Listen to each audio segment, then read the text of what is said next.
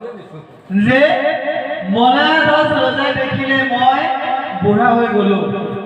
লৰাই ৰাজ্যভাৰ ল'ব পৰা হৈ গল, নিজৰ পুত্ৰৰ মাজত ৰাজ্যখন ভগাই দিলে আৰু নিজে বানপ্ৰস্থলৈ হাবিলৈ গুচি গল। কিমান ডাঙৰ দৰ্শন চাওকচোন। ভাগ্য ভাল, আজিও যদি তেনেকুৱা ব্যৱস্থা থাকিলেহেঁতেন ল'ৰাক ঘৰখন গোটাই দি যাবই লাগিলেহেঁতেন। জয় কৃষ্ণ। সম্ভৱ হ'বনে বাৰু? যদি বানপ্ৰস্থ আশ্ৰম সন্যাস আশ্ৰমলৈ যদি গৃহ এৰি যাব লগা হয়, আমাৰ অধিকাংশ মানুহে বৰ্তমান পৰীক্ষাটো পাছ নকৰিব। তেতিয়া নিয়মেই আছে, মলয়া দাস 7জন পুত্ৰক ৰাজ্য ভগাই দিলে, হাবিলৈ গুচি গল। আমিতো 1 মাহৰ কাৰণে ত্যাগ কৰিব নোৱাৰো। চাবচোন, 1 মাহ বা 2 মাহৰ কাৰণে যাব লগা হলে মগজুটো আচলতে অলপ খেলি মেলি হয়ে। এদিন দুদিন, এসপ্তাহ দুসপ্তাহ অলপ বেলেগ আৰু বাৰু যা ন। যদি বোলে ঘৰৰ পৰিয়াল সহ গৈছে, তেতিয়া দুদিনমান বেলেগকে থকাটো বেলেগ আৰু যা ন। বানপ্ৰস্থ আশ্ৰমলৈ মলয়া দাস গল, লগতে পতিব্ৰতা নাৰী বৈদৱী। কোন আছিল বৈদৱী? পুৰঞ্জন আছিল। নিজৰ স্বামীৰ প্ৰতি থকা ভক্তিৰ বাবে এৰিলন্ত গৃহভোগ বন্ধু পৰিজন হৰিপদ আৰাধতে নিপতিৰমন। বৰ্তমান আমাৰ কলিযুগত এটা সুবিধা কি? হৰিৰ চিন্তা কৰিবলৈ ঘৰখনৰ গুৰু গৃহই যথেষ্ট। কুলাচল লাগি যাবে জান্তনি পবৰ বৈদৱী ললিত তাপ অনন্তৰ। কুলাচল পৰ্বতলৈ গৈছে, লগে লগে বৈদৱীও সকলোবোৰ বাদ দি ইচ্ছা নাথাকিলেও গল। এগৰাকী পতিব্ৰতা নাৰীৰ প্ৰধান ধৰ্মই হৈছে স্বামীৰ শুশ্ৰূষা। আৰু সেই জীৱনৰ অন্তিম সময়ত স্বামীয়ে হৰিৰ সাধনা কৰিব, তেওঁক যদি ফল মূল গোটাই দিব পাৰে, পানীকণ আনি দিব পাৰে, সেয়ে তেওঁ জীৱনৰ পতিব্ৰতা ধৰ্ম কৰা হব। ৰাজাৰ সংগত সেইমতে বৰবালা, সম্পূৰ্ণ চন্দ্ৰ যেন জলে ৰশ্মি মালা। দিন কতিপয়ে গৈ মিলিলা তহিত, পুণ্যস্থানত দেখি আতি ভৈল হৰকিত। পৰ্বতলৈ গৈছে, বিভিন্ন ঠাই চাইছে, কোন জেগাত ভাল হ'ব। পানীৰটো প্ৰয়োজন আছে, বুজিব পাৰিছেনে বাৰু? সেই পৰ্বততো কোনোবা পানীৰ উৎস থকা ঠাইত তেওঁ আশ্ৰম এখন বনাব লাগিব, ধ্যান কৰা জেগা এটা ৰাখিব লাগিব। দেখা পালে এখন নদী, চন্দৰখা নামে এক নদী মনোহৰ, তাম্ৰপন্নী বতুলকা বহে ঋষিকৰ। যিখন নদী দেখা পালে, নদীখনৰ নাম চন্দৰখা। তাহাৰ জলত ৰাজা কৰিলন্ত স্নান, তৰ্পিলন্ত তৃপ্তি দেৱ ভূত যতদা। সেই নদীত স্নান কৰি পিতৃ তৰ্পণ কৰিলে, আৰু তাত স্নান কৰি ৰজাই সমস্ত পাপ দূৰ কৰিলে। নদীবোৰৰ এটা ক্ষমতা থাকে, যেনে গংগা নদীৰ কি ক্ষমতা আছে, তাত স্নান কৰিলে পাপ দূৰ হৈ যায়। চন্দ্ৰৰখা নদীটো ঠিক একে নিচিনাই দিছে, যে তেওঁ সমস্ত পাপ বাহিৰে ভিতৰে নিৰ্মূল কৰিব। স্নান কৰন্তে দূৰ ভৈলিক ৰাজাৰ, পুণ্যতম তনু নাহি পাপৰ সংসাৰ। কন্দ মূল ফুল ফল তিনা জল খায়, কিছু কিছু কৰি ৰজা কৃষ কৰে খায়। বৰ ডাঙৰ কথা দিছে। ৰজা এজনৰ খাদ্য কেনেকৈ হ'ব পাৰে হিচাপ কৰকচোন। আপুনি ময়ো ঘৰত ৰজাৰ নিচিনাই, আমাৰ খাদ্যটো চাওকচোন। খাদ্যবোৰ আমাৰ ৰুচিসন্মত হৈ থাকে। ৰজাই সেই ৰাজকীয় খাদ্যবোৰ পৰিহাৰ কৰি হাবিলৈ গ'ল। তেনেকুৱা খাদ্যটো তেওঁ নাপায়। ফল পাইছে, গছৰ মূল পাইছে আৰু জল পাইছে, এইকেইটাইতো পাইছে। সেইকেইটাকে ভক্ষণ কৰি শৰীৰটো কৃষ কৰা বুলি কৈছে, মেদবহুলতা নাশ কৰিছে, ক্ষীণকায় হৈ গৈছে। তাৰমানে এটা শৰীৰত যদি অতিৰিক্ত মাংসৰ প্ৰভাৱ বেছিকে থাকে, শৰীৰটো ভাৰ হৈ যায়। এজন ব্যক্তিৰ যি সাধাৰণ ওজন ধৰি লৈছে 60-70 কেজি ধৰি লৈছে, তাৰ সলনি যদি মানুহজনৰ যদি ওজন ডাবল হৈ যায় 120 কেজি হৈ যায় ভাৰ নহবনে বাৰু শৰীৰটো ভাৰ হলে আমি ঈশ্বৰ সাধনা কৰিব নোৱাৰো সেইকাৰণে জিভা পাতক নিয়ন্ত্ৰণ কৰি মেদ বহুলতাৰ পৰা শৰীৰটোক ৰক্ষা কৰিব লাগে এই মলয়াধ্বজৰ এই পথ এই ভাগি ইতিমধ্যে উল্লেখ কৰিছে কন্দ মূল ফুল ফল তৃণ জল খায় কিছু কিছু কৰি ৰাজা কিস কৰে কায় কায় মানে দেহ আসলতে এটা ৰোগী শৰীৰত ৰোগেৰে বাহলৈ থকা শৰীৰত ঈশ্বৰক আৰাধনা কৰিব নোৱাৰে মানে জ্বৰ উঠি যাবচোন ৰাতিপুৱা ঠাণ্ডাত গা ধুই দোকানত সোমাব পাৰিব সৰু সুৰা সমস্যা হ'ব যদি আপোনাৰ শৰীৰটো ৰুগ্ন হৈ যায় প্ৰভু ভগৱন্তৰ সেৱাৰ পৰা আপুনি বঞ্চিত হ'ব লাগে সেইকাৰণে খাদ্যৰ যিটো তালিকা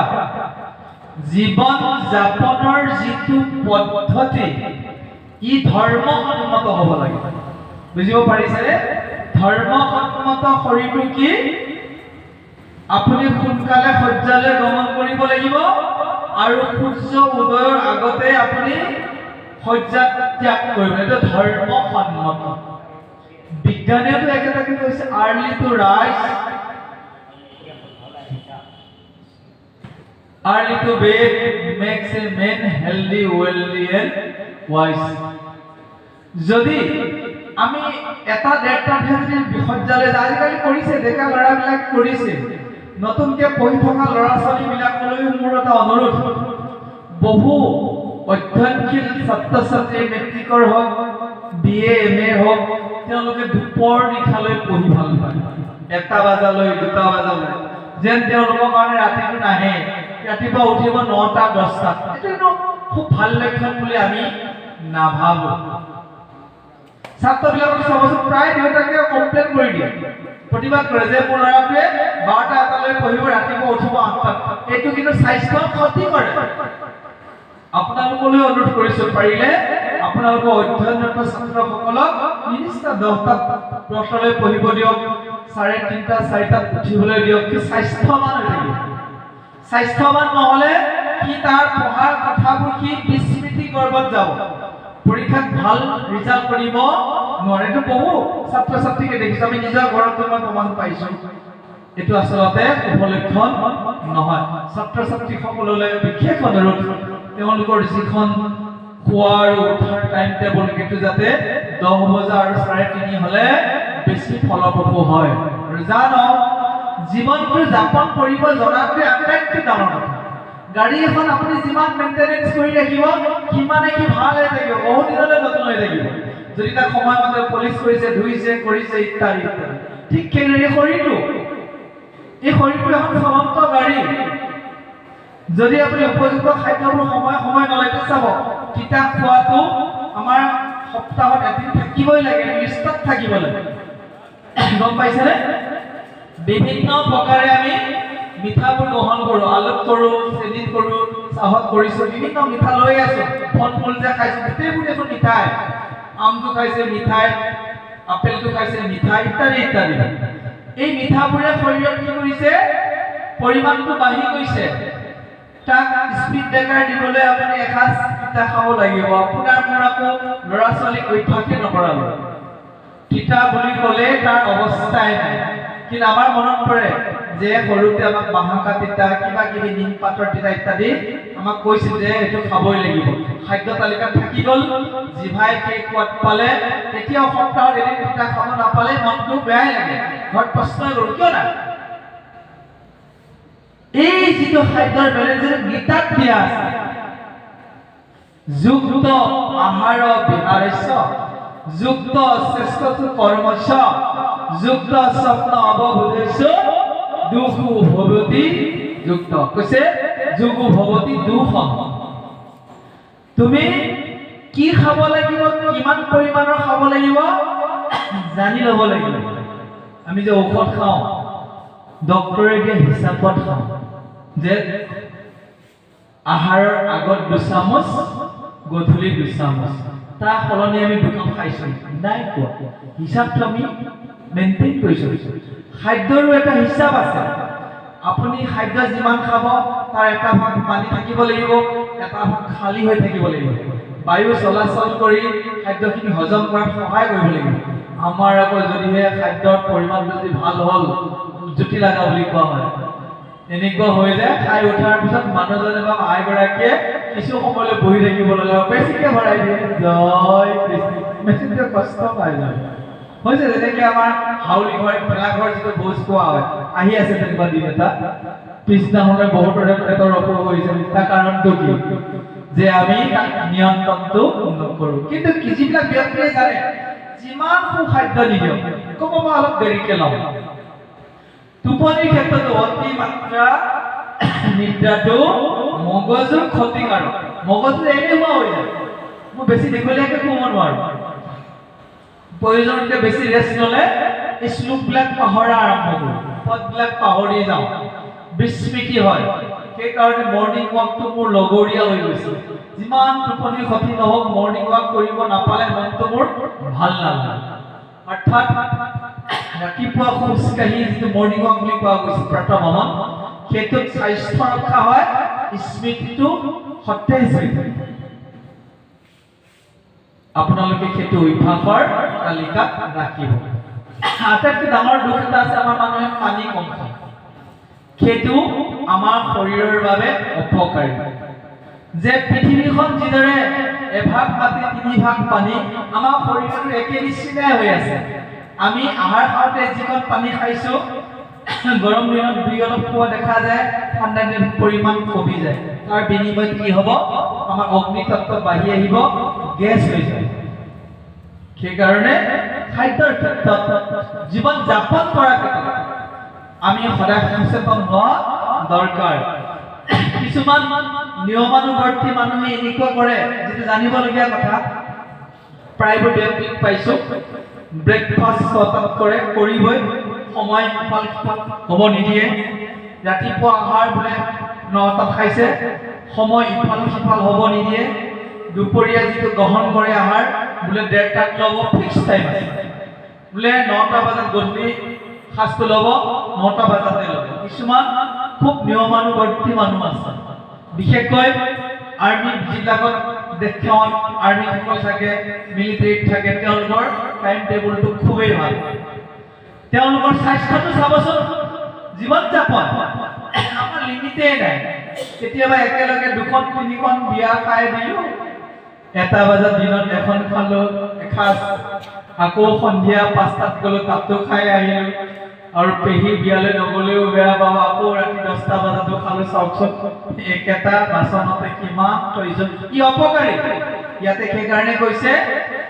যে মলয়াধ্বজ ৰজাই ঈশ্বৰ সেৱাৰ কৰাৰ বাবে যিটো এটা সুন্দৰ সুস্থ শৰীৰ প্ৰয়োজন হয় সেই শৰীৰটো তৈয়াৰ কৰিবলৈ ফল মূল ফুল আৰু জল ভক্ষণ কৰি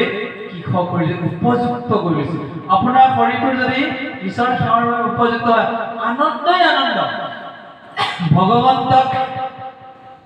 লাভ কৰাৰ তেওঁক শ্ৰৱণ কীৰ্তন কৰাৰ তেওঁক অনুভৱ কৰাৰ যিটো আনন্দ সেইটো আনন্দ কোনো আনন্দৰ লগত তুলনা কৰিব কি কৈছে শীত উষ্ণ বায়ু বৃষ্টি সহিয়া থাকয় ক্ষুধা তৃষ্ণা প্ৰিয় বা অপ্ৰিয় কিছু নহয় এই দুটা বাক্যই লাইনে মানে বহুত কপাই দিছে তেওঁতো যি হাবিলৈ গৈছে তাতে সুন্দৰ অট্টালিকাটো বনাই লোৱা নাই হয়তো সৰু কিবা এখন নি জুপুৰি এটা বনাইছে ধুমুহাত কেতিয়াবা হয়তো চালিখন উৰুৱাই দিছে বৰষুণ পৰি আছে তথাপিও গছৰ মূঢ়াৰ নিচিনা জয় কৃষ্ণ হৃদয়ত নাম লৈয়ে আছে প্ৰিয় বুলিবলৈও একো নাই অপ্ৰিয় বুলিবলৈ একো নাই এজন ব্যক্তিয়ে মোক কৈছিল বৰ ধুনীয়া এটা জ্ঞান পালোঁ তেওঁৰ পৰা আগতে পাই আছিলোঁ ঈশ্বৰে যি কৰে ভালে কৰে এইটোৱে চলি আহি আছোঁ তেওঁৰ শুনাব পালোগৈ কি ভাল কি বেয়া ভাল বুলিবলৈ একো নাই বেয়া বুলিবলৈ একো নাই কৰ্ম কৰিছোঁ ডাঙৰ ফৰ্মুলা ব্যক্তিজনৰ কিবা এটা নহ'বলগীয়া ঘটনা ঘটে মই সুধিলোঁ এইটো ভাল হ'ল জানো কৈছে এইটো কি ভাল কি বেয়া হ'ব লগা আছে আছিল হৈ গ'ল মোৰ কাৰণে কিছু বেয়া হৈছে কিন্তু ভালে আছে ভাল বুলিবলৈ একো নাই বেয়া বুলিবলৈ একো নাই মুঠতে কৰ্ম কৰি যাওক কিমান ডাঙৰ দৰ্শন 2023 চনৰ বিশেষ ব্যক্তিৰ পৰা শিকিবলগীয়া মোৰ এইটো আছিল এটা ডাঙৰ দৰ্শন আগতে কেতিয়াবা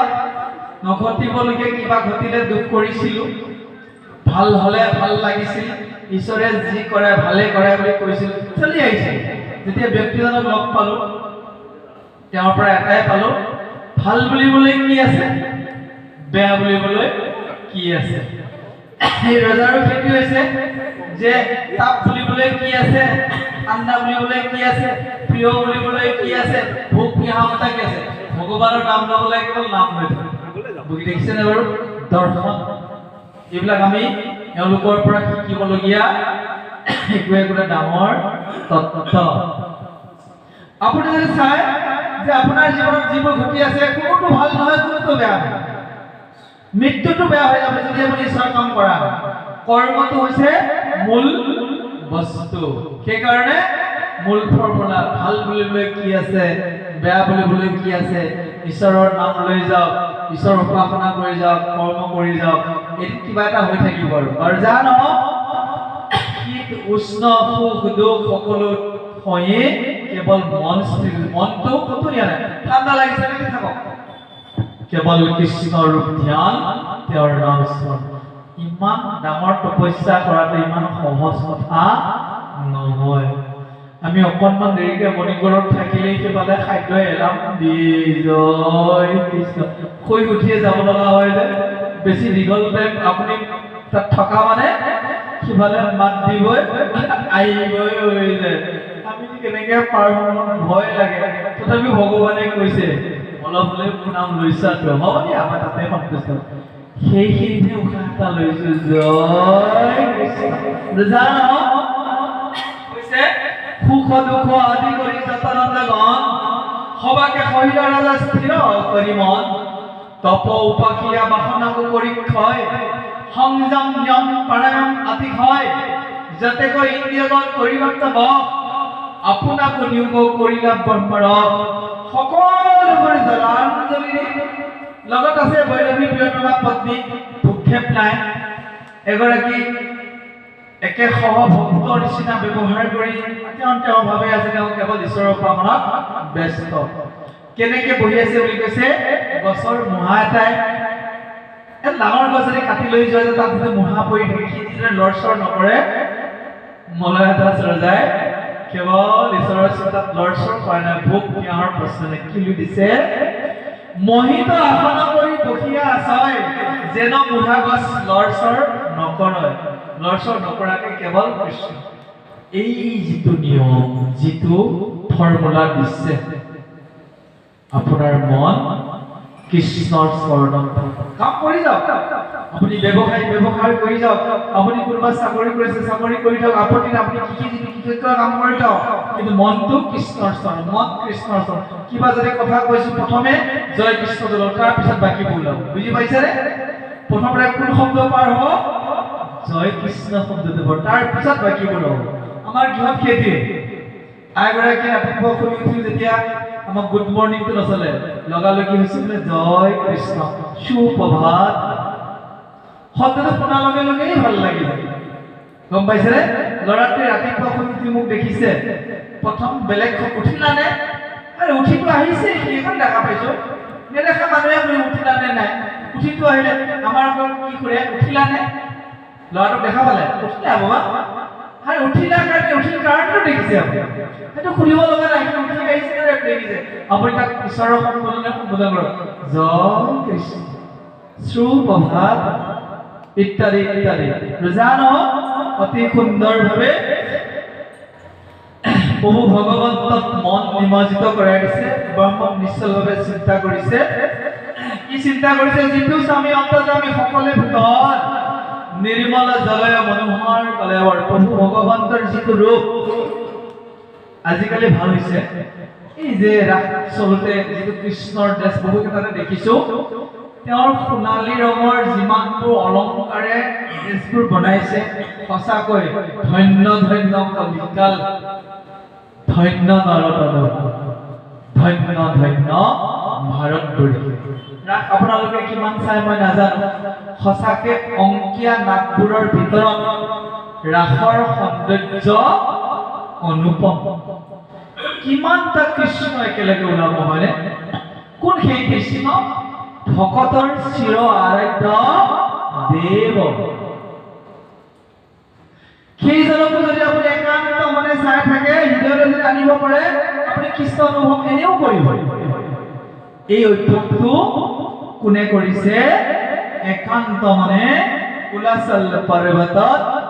বৈদৱীৰ প্ৰতি মনাৰাধে কৰিছে। তাহান্তে কৈলাৰতি নিপতি প্ৰধান, ঈশ্বৰত বিনে কিছু নাজানিলা। এতিয়া তেওঁ খোৱা লোৱাৰো কথা নাই, বিষয় বাসনৰো কথা নাই, কেৱল ঈশ্বৰৰ চিন্তা। আমিও যাতে সেইদৰে মনটো ঈশ্বৰত দিয়াটো অসুবিধা নাই।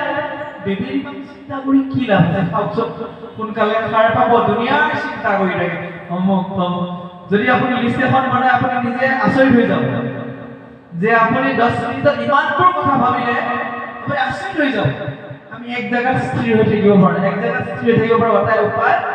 আপুনি কীৰ্তনৰ বহুত ওপৰত মুখস্থ কৰি ল'ব, বৰগীত মুখস্থ কৰি ল'ব,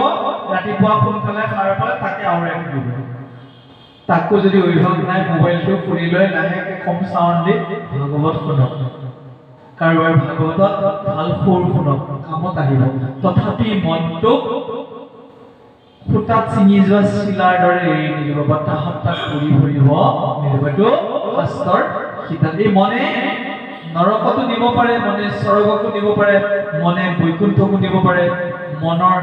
এই স্থিৰতাটি হৈছে ভক্তি সাধনৰ প্ৰধান মাৰ্গ। আহক তাৰ পিছৰখিনি সুন্দৰভাৱে তেওঁৰ মৃত্যুৰ মুখলৈ গৈ আছে, বৈকুণ্ঠ গমনৰ বাবে গৈ আছে। প্ৰভুজনৰ কণ্ঠেৰে আমি পদবোৰত আগুৱাই আনো। জয় কৃষ্ণ।